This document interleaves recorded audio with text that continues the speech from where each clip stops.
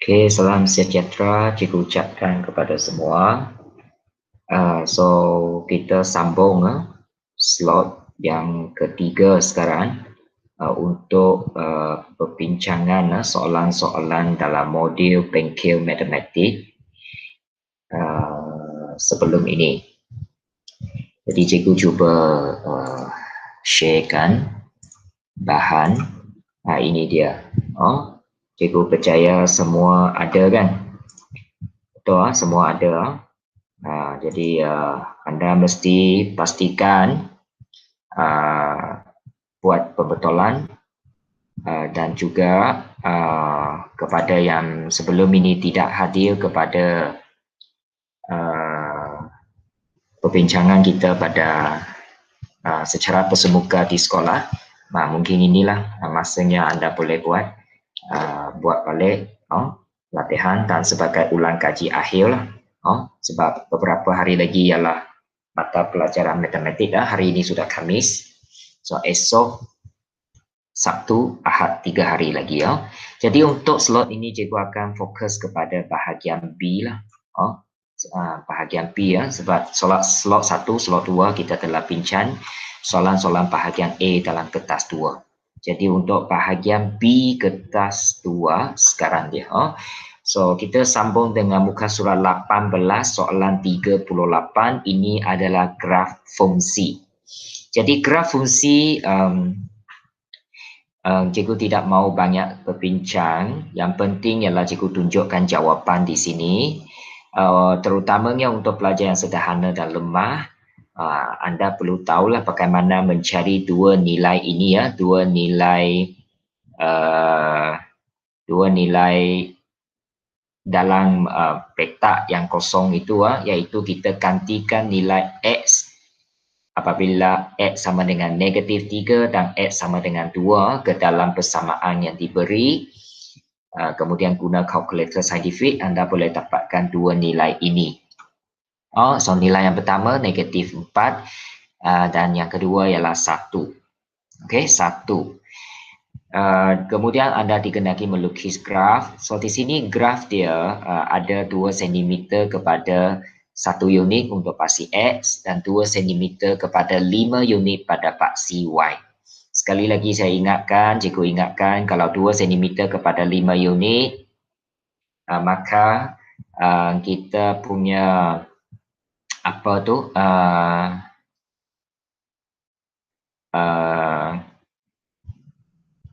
satu petak kecil itu adalah 0.5 unit. 0.5 unit. Jadi bahagian D ni yang cikgu tulis ini kepada mereka yang mampu, awak boleh ikut. Okey, kalau ada soalan tanya cikgu nantilah. So cikgu tidak akan bincang di sini. Okey, untuk soalan 39, fungsi persamaan di sini ialah kuasa 3. Jadi ini adalah fungsi kubik. Nilai yang pertama ialah negatif 5, nilai kedua ialah negatif 28.4. Kalau ada perpuluhan, biasanya satu tempat perpuluhan sudah cukup lah. Okey, so anda boleh cuba lukis graf. Pastikan graf itu mesti tahu bagaimana nak plot titik, lukis pasi X, pasi Y, skala dia seragam dan sebagainya. Kemudian untuk 40, soalan 40, nilai Y yang pertama ialah negatif 29.63 dan satu lagi ialah 21. Dan kalau kita tengok fungsi ini sekali lagi kuasa 3, so ini adalah fungsi kubik. Fungsi kubik. Okey, so cikgu tunjukkan. Kemudian soalan 41, Y sama dengan negatif 12 bahagi X. Ini contoh fungsi salingan. Fungsi salingan yang seperti dulu kita lukiskan, dia ada dua lengkung yang berasingan. Kadang-kadang hanya satu lah, tapi yang asal itu memang ada dua. So jawapan pertama ialah 4, jawapan kedua ialah negatif 4.8. Jadi lepas awak isi jadual dengan betul, lukis graf dengan betul, bahagian C awak kena cari nilai daripada graf yang diberi So ingat Okey, kemudian soalan 42, Cikgu tak berikan nilai di sini. Nilai yang pertama ialah cikgu kira dulu negatif 8.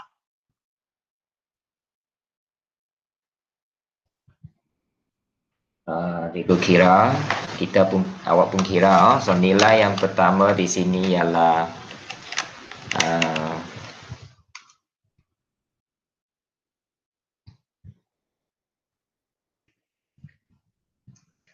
15.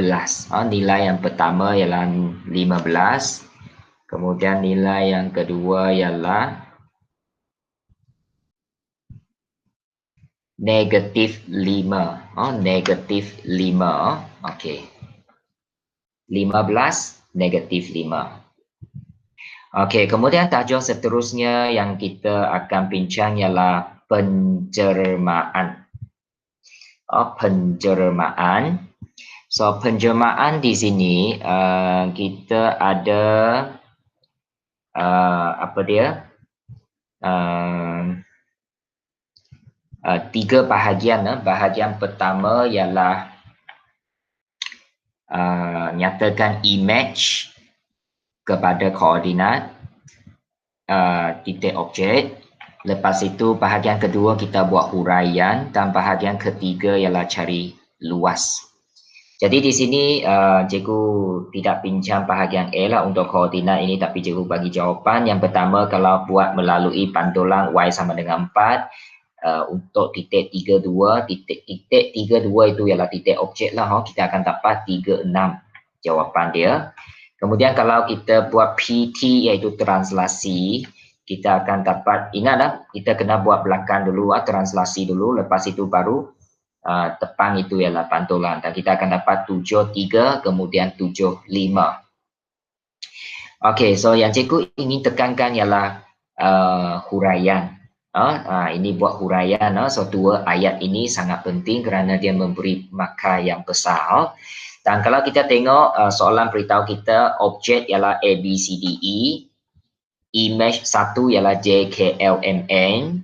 Kemudian image 2 ialah P, Q, R, S, T. Okey, jadi di sini kita dapati bahawa objek pergi image 1 sangat jelas ini melalui satu putaran. Kemudian ikut arah jam 90 darjah, pusat dia di 63. 63. Okey, jadi ini ialah putaran 90 darjah ikut arah jam pada pusat 63. Okey, so pusat ini boleh gunakan jangka lukis pembaris transprotractor kepada pelajar yang memiliki dan apa-apa yang sesuai lah untuk mencari pusat. Kemudian penjemaan V yang kedua ini daripada image 1 bagi image 2 ini sangat jelas juga pembesaran kan. Kemudian faktor skala dia ialah 3 sebab dia dibesarkan 3 kali ganda. Kita boleh mengambil mana-mana satu sisi untuk banding. Contohnya J dengan N, 1 petak, tapi P dengan T, 3 petak. 1 jadi 3, maksudnya dia telah dibesarkan 3 kali ganda. Jadi ayat dia ialah pembesaran dengan faktor skala 3 pada pusat 10, 7. Cikgu telah tunjukkan bagaimana nak cari pusat. So untuk cari pusat, kita cuba cari titik yang sepadan kemudian gariskan. Garisan mesti sekurang-kurang 2 baru kita boleh dapat persilangan. Dan persilangan itu adalah pusat pembesaran. Okey, jadi pembesaran dengan faktor skala 3 pada pusat 10, 7. Lepas itu bahagian C ialah luas. So anda diberi luas A, B, C, D, E 36. Dan kalau kita tengok A, B, C, D, E itu ialah luas objek. So luas objek ialah 36. Dengan kata lain, kita guna rumus luas image sama dengan K kuasa 2 darab luas objek. Jadi objek itu 36. So kita ganti ke dalam rumus, K ialah faktor skala tadi 3 kan. Jadi ganti ke dalam rumus kita dapat luas image ialah 324. Dan soalan minta kita cari luas kawasan pelorek ataupun luas rantau pelorek. So kita guna luas image 324 tolak luas objek 36 dan kita akan dapat 288. Soalan seterusnya 44, kita pun fokus kepada bahagian B. So kalau di sini kita akan dapat objek ialah ABCD ya, pergi ke image 1 EFGH. So ini adalah putaran. So cikgu bacakan jawapan di sini, putaran 180 darjah. Ini contoh soalan 180 darjah. Pusat 21. Pusat 21. Putaran 180 darjah pada pusat 21. Ingat, kalau 180 darjah tidak perlu nyatakan arah. Tidak perlu. Kemudian daripada image 1 pergi image 2, ini sangat jelas merupakan satu pembesaran dan faktor skala dia ialah 2. Kalau kita tengok GH, sisi GH 1 petak menjadi LM 2 petak. Jadi ini telah dibesarkan 2 kali ganda. Pusat dia telah cikgu tunjukkan di sini negatif 42. So jawapan ialah pembesaran dengan faktor skala 2 pada pusat negatif 42. Kemudian untuk bahagian C, kita diberi 144, itu ialah luas image. Jadi kita cari luas objek dia guna rumus Li sama dengan K kuasa 2 darab Lo.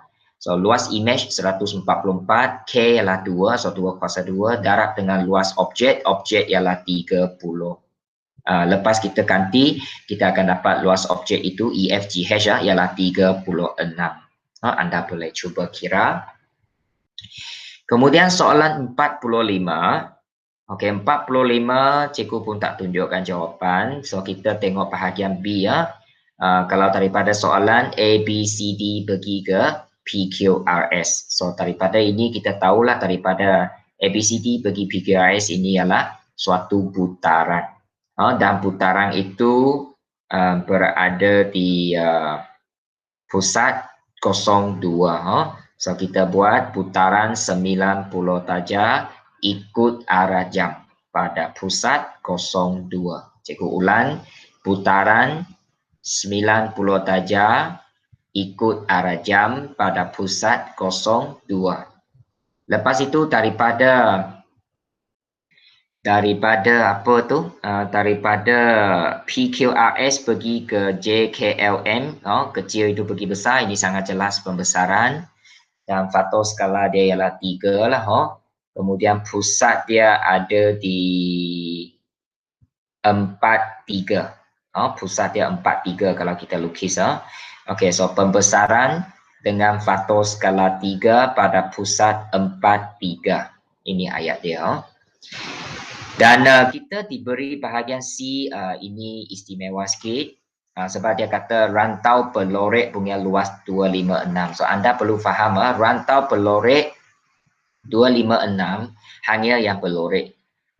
Tapi luas image belum cukup, sebab image itu ialah keseluruhan di sini ya, JKLM. Jadi kalau luas image yang sebenar ialah 256 kawasan pelorek kena tambah dengan X. Kita andai kata kawasan putih ini ialah luas dia X. So dua-dua objek yang kecil ini ialah X. Ialah X. So kemudian kita gantikan K itu 3, kemudian kuasa 2 darab dengan luas objek itu ialah ABCD kan. So itu ialah X. So daripada kalkulator kita dapat luas ABCD ataupun X itu ialah 32. Soalan 46, okey kita pergi bahagian B juga. So ini daripada soalan ini lain juga sebab kita mula daripada objek yang sangat besar. So objek yang sangat besar ini pergi ke image 1. Dia masih dipanggil pembesaran tetapi dia punya faktor skala ialah pecahan.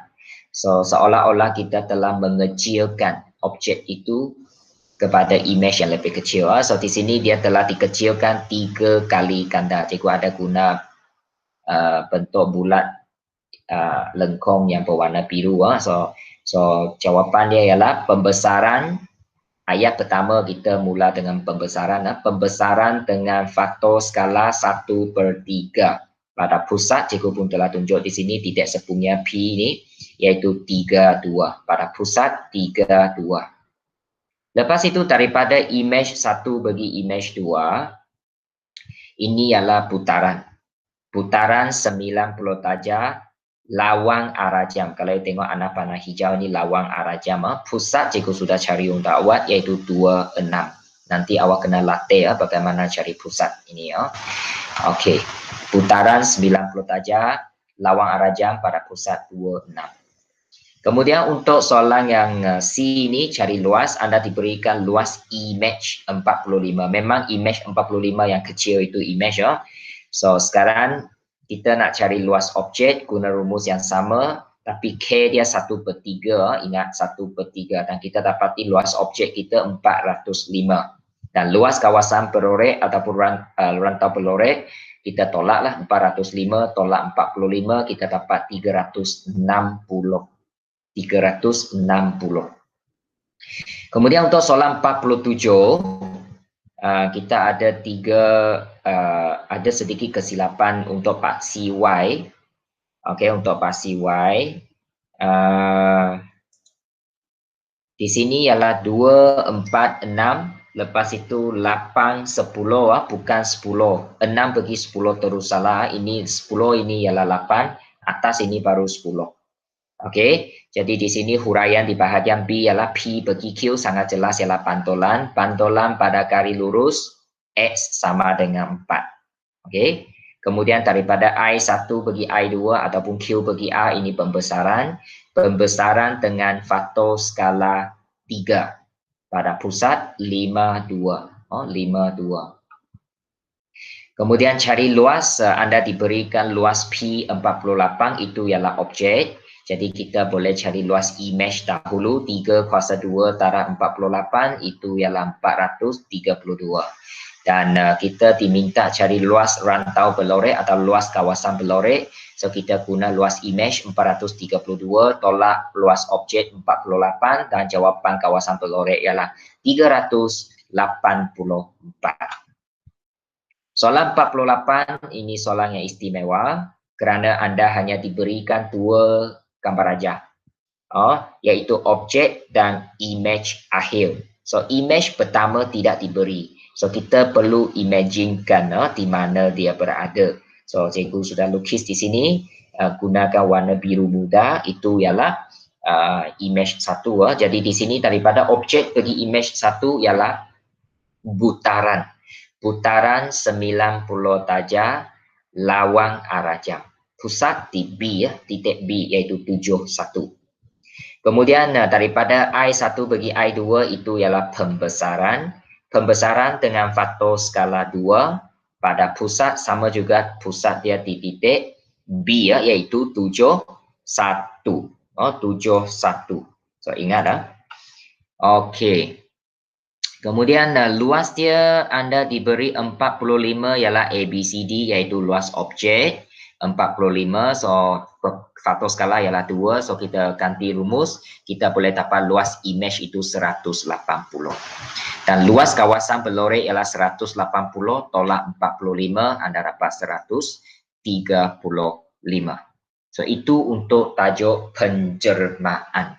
Nah kita sambung untuk tajuk statistik. Untuk tajuk statistik ini, so semua tahulah kita ada 3 jenis graf iaitu histogram, graf yang kedua poligon kegerapan, graf yang ketiga ialah ogive. Ketiga-tiga jenis graf perlu anda tahu bagaimana nak lukis. Jadi untuk soalan 49 kita isi jadual dulu. Ini adalah hasil perbincangan kita dalam kelas. So yang paling penting ialah kegerapan. Kegerapan yang betul di sini ialah 0, 3, 7, 9, 6, 3, 2. So andai kata soalan nanti adalah diberikan data seperti soalan ini, pastikan kegerapan itu mesti kira dengan tepat. Kiralah beberapa kali. Titik tengah tak ada masalah, boleh cari. So kelas mod ialah nilai kegerapan tertinggi. Nilai kegerapan tertinggi ialah 9. So kita tengok selang kelas dia 56 hingga 60. Dan satu lagi perkara ialah anda mesti ingat bagaimana nak mencari min. Min ialah kegerapan darab titik tengah. So sebenarnya mula dengan 0 darab 43 kan, tapi 0 memang 0, so saya tak tulis So di sini 3 darab 48 tambah 7 darab 53 tambah 9 darab 58 tambah 6 darab 63 tambah 3/68 tambah 2/73. Dan keseluruhan bahagi dengan 30. Dan jumlah di sini 1765 bahagi 30. Guna kalkulator cari perpuluhan dia. Kemudian soalan ini minta awak lukis poligon kegerapan dan ini contoh poligon kegerapan. Poligon kegerapan kita guna kegerapan lawan titik tengah sama seperti histogram. Tetapi bezanya poligon kegerapan dengan histogram ialah kalau lukis poligon kegerapan kita boleh letak nilai titik tengah terus.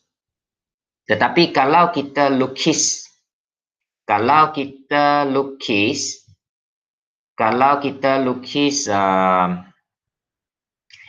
histogram, kita jangan isi titik tengah dulu. Kita lukis bar dulu, lepas itu baru letak nilai titik tengah di tengah-tengah bar. Itu lebih selamat, takut nanti awak salah letak lah.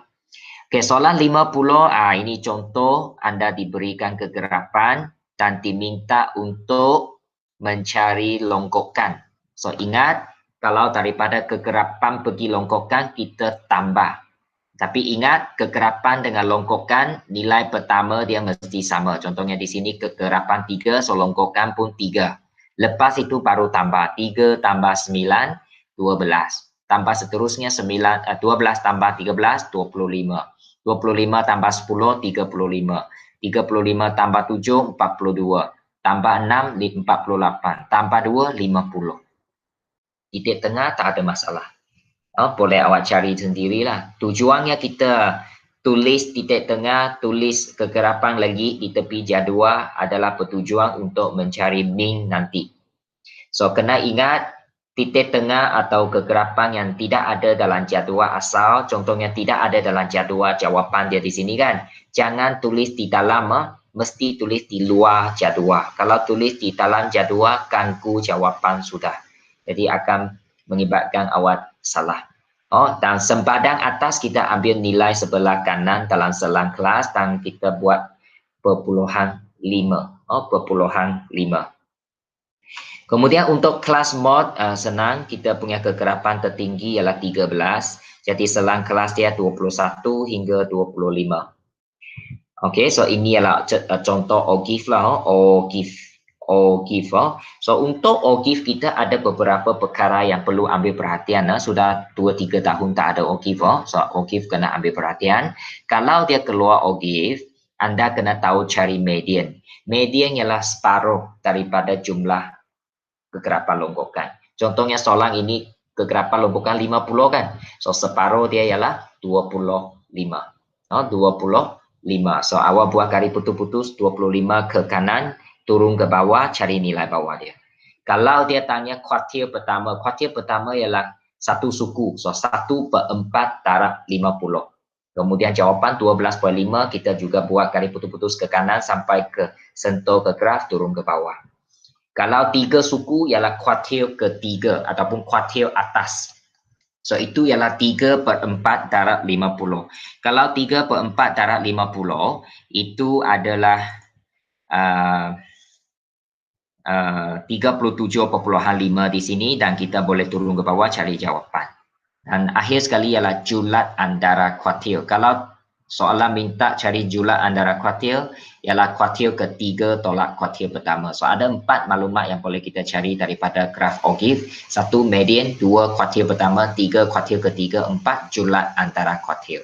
Banyak tahun sudah tidak keluar.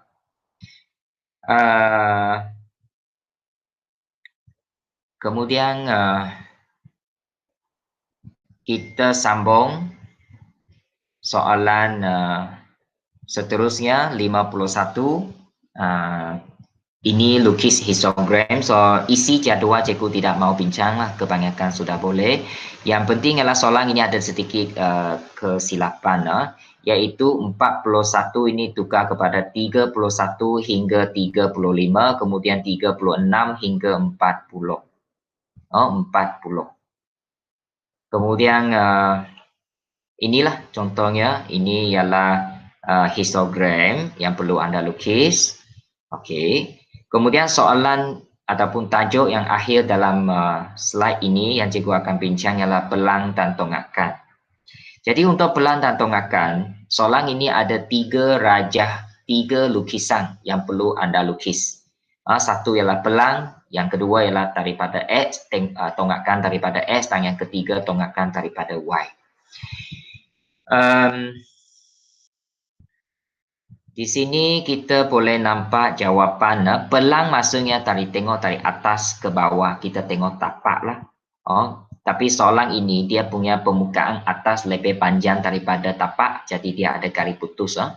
Ini jawapan dia, cikgu tunjuk jawapan saja. Anda cuba lukis. Apabila lukis, mesti lukis dengan skala penuh. Maksudnya kalau dia 5 cm, mesti guna pembaris buat 5 cm. Dan untuk kawasan ini, kita cuba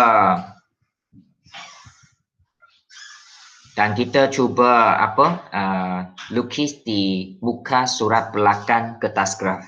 Kerana kita cikgu tidak sediakan ruang di sini kan. Jadi awal lukis di belakang kertas graf.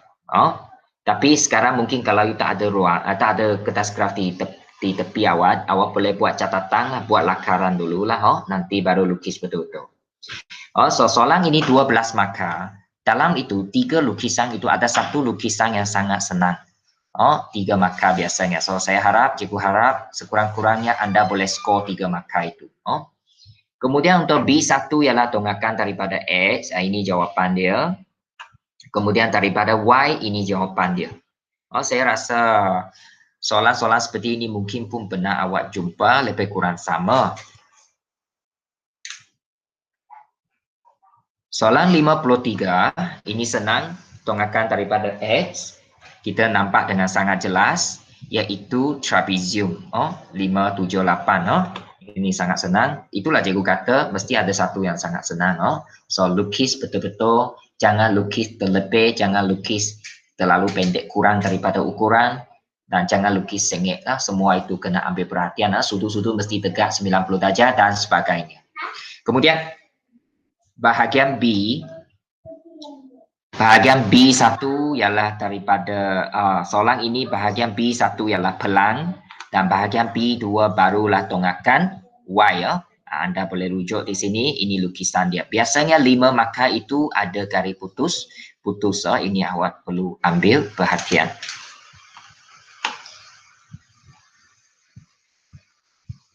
Kemudian soalan 54, sama juga kita mula dengan pelang 5A. So di sini ada 2 segi 4 dan semuanya garis penuh.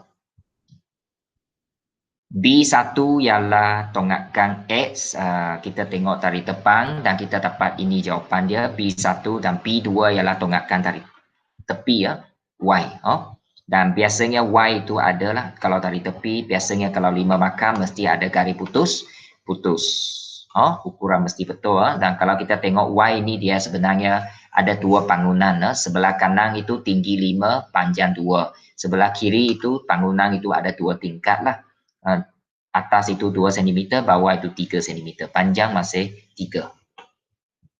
Kemudian untuk soalan 55, kita lukis A dia ialah tonggakan X. Kalau kita tengok daripada X, dia 1 segi 4 yang besar, tetapi di belakang dia ada 1 tingkat lebih rendah kan. So maksudnya jawapan kita ada 2 tingkat. Kemudian B1 ialah pelang. Kita dapati pelang ini sangat senang, dia hanya ada 2 segi 4. Kalau kita tengok dari atas ke bawah, 5, 3, 4. Kemudian B2, soalan ini sangat senang. B2 tengok daripada tonggakan Y dari depan ini, dia adalah merupakan 2 trapezium. Kan? Ini senang, sangat jelas. Harap nanti exam pun sangat senang. Kalau senang, pastikan awak skor penuh. Dan soalan yang ke-56, A, kita tengok pelang sebab kita diminta lukis pelang. Yang senanglah, tapak dia segi 4 yang 4 taraf 4 dengan 7, tetapi kalau tengok dari atas ke bawah kita ada satu permukaan yang pendek iaitu 2, 1, 2, 5, jumlah dia 7. Pelang. B1 ialah tengok dari depan, ini ada jangka lukis yang perlu digunakan. Dan kita dapati semi bulatan ini diameter dia 4. Jadi kita kena guna jejari 2 untuk lukis semi bulatan. Yang sebelah kiri ini ada 2 tingkat, iaitu tingkat atas, tingkat bawah. Kemudian untuk bahagian yang kedua ini tengok daripada Y tengok daripada Y separuh silinder pun tidak nampak lah, dia sudah nampak 1/4 saja. Jadi kalau 1/4 belakang itu ialah trapezium lah. Dan di kawasan ini adalah garis putus sebab dia tertutup kan, tertutup maksudnya tak nampak itu garis putus. So cikgu rasa itu sahaja untuk slot ini ya. Kita sudah menghabiskan keempat tajuk yang cikgu nak bincang sedikit lah.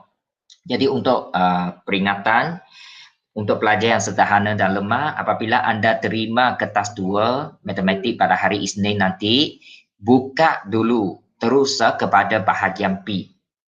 Buka dulu kepada bahagian P, jawab bahagian P itu betul-betul.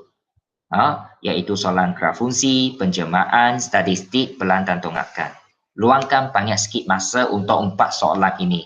Sampai anda puas hati, baru awak pergi ke bahagian A. Bahagian A, anda boleh cari soalan seperti set mungkin, ketaksamaan linear. Kemudian awak boleh cuba cari persamaan linear serentak. Ingat, walaupun you tidak berapa pasti bagaimana nak selesai situasi, tulis juga 2 persamaan linear. Walaupun persamaan linear yang awak tulis tu mungkin salah, tapi dia ada markah. Kemudian cari soalan matrix, mesti jawab. Dia senang. Kemudian soalan kebarangkalian, ingat kalau kebarangkalian itu melibatkan manusia, kita hanya boleh ambil separuh. Nombor dan huruf boleh ambil dua-dua, tapi tengah-tengah itu kena tengok soalan sama ada dikembalikan atau tidak dikembalikan. Kalau dikembalikan, boleh terima. Kemudian kita juga boleh cuba cari soalan apa lagi di bahagian A, penaklukan, iaitu jika maka benar palsu semua sebilangan itu kan, itu boleh cuba. Kemudian anda juga boleh cuba cari soalan kecerunan dan luas di bawah graf, iaitu cari tempoh masa apabila dia laju seragam ataupun cari laju apabila laju seragam. Itu satu markah kan.